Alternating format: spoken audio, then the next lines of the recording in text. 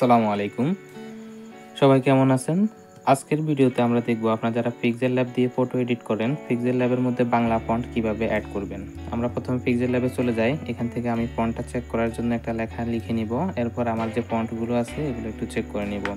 তো আমি এখানে আমার একটা লেখা লিখে নিলাম। এরপরে লেখাটার উপর আমি ফন্টে ক্লিক করব, অর্থাৎ আমার কি ফন্ট আছে এটা একটু দেখে নিব। ফন্টে যাওয়ার পরে এখানে দেখতে পাচ্ছেন ফন্টে যাওয়ার পরে আমার মায়া ফন্টে আসবো।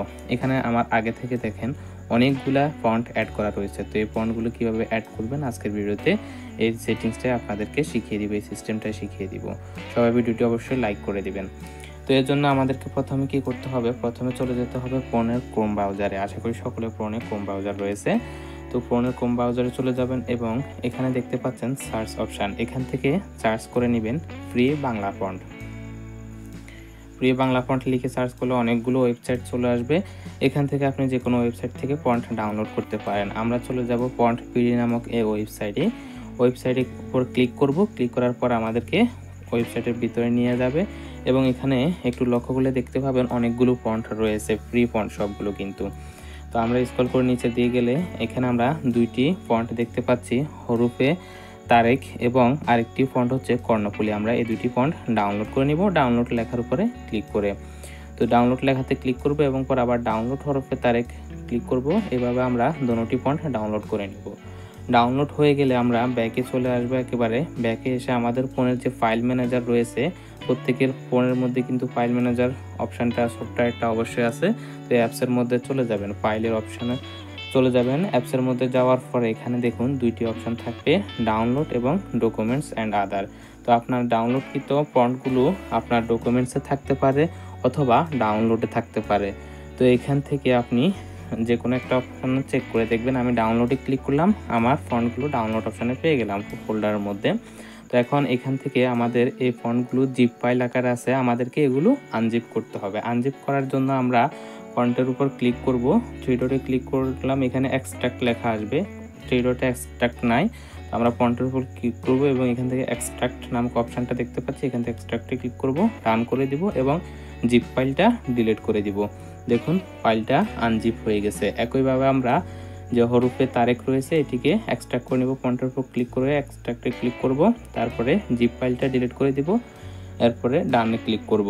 তাহলে দেখেন আমার এখন কতগুলো ডিজাইন চলে আসছে, অর্থাৎ আমি যখন দুইটি ফন্টকে আনজিপ করে নিলাম, এক্সট্রাক্ট করে নিলাম, তখন অনেকগুলো ডিজাইন চলে আসছে।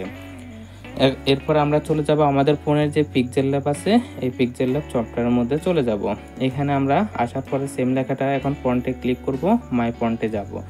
এখন এখান থেকে দেখুন উপরে ডান পাশে দুইটি অপশান রয়েছে ফন্ট অ্যাড করার জন্য। এখান থেকে বাম পাশে যে টি প্লাস অপশানটা আছে, আমরা এই অপশানটার মধ্যে ক্লিক করব।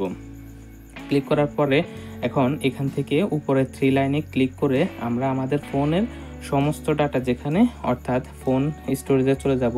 ফোন স্টোরেজে যাওয়ার পরে অনেকগুলো অপশান আসছে। এখান থেকে আমার যে ফন্টটা এটি রয়েছে কিন্তু ডাউনলোড অপশানের মধ্যে। তো এখান থেকে আমি আমার ডাউনলোড ফোল্ডারটার মধ্যে চলে যাব।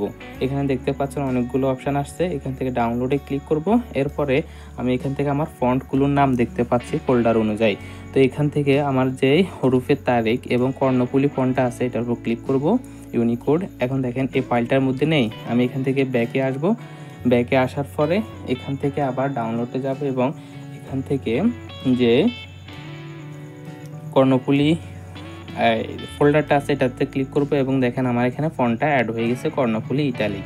এরপরে দ্বিতীয় ফন্টটা অ্যাড করব। দুইটি ফন্ট মূলত দুইটি ডিজাইন হওয়ার কারণ হচ্ছে একটি হচ্ছে আপনার রুটেড থাকবে আর একটি সোজাসুজি থাকবে। যখন আমি ফন্টে ক্লিক করলাম তখন দেখেন আমার লেখাটার ডিজাইনটা অনেক সুন্দর হয়ে গেছে, ফন্টটা চেঞ্জ হয়ে গেছে।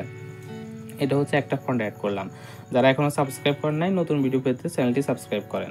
এরপরে আমরা দ্বিতীয় ফন্টটি অ্যাড করে দেখাবো। সেমভাবে অ্যাড অপশানে যাব এবং এখান থেকে দ্বিতীয় ফোল্ডারটার মধ্যে, অর্থাৎ হরুফে তারেক যেই ফন্টটা রয়েছে এটার উপর ক্লিক করব। এখন এখানে তিনটা ফোল্ডার আসছে, প্রথমটার উপর ক্লিক করে দেখি অ্যাড করে। এখন দেখেন এখানে বাংলা ফন্ট অ্যাড হয়েছে। বাংলা ফন্ট অ্যাড হলে আমরা এগুলো ডিলিট করে দিব, কারণ বাংলা ফন্ট কাজ করবে না, অর্থাৎ বাংলা লেখা ফন্টগুলো কাজ করবে না, ইংরেজি লেখাগুলো অ্যাড করতে হবে। এই জন্য দ্বিতীয় ফোল্ডারটাতে যাচ্ছি। দ্বিতীয় ফোল্ডারটাতেও সেম বাংলা ফন্ট, এটাও হবে না, আমরা ইউনিকোড ফোল্ডারতে যাব এবং এখান থেকে ফন্ট অ্যাড করব। দেখেন এখন ইংরেজি ফন্ট অ্যাড হয়েছে, অর্থাৎ ইংরেজি লেখাটা অ্যাড হয়েছে, ইংরেজি নামে ফন্টটা অ্যাড হয়েছে। তো যখন ইংরেজি নামে অ্যাড হবে তখন ফন্ট কাজ করবে। আমরা ক্লিক করলাম, দেখুন ফন্টটা কাজ করলো। তো এইভাবে আমরা ফন্টগুলো অ্যাড করব এবং ডিজাইন করতে পারবো।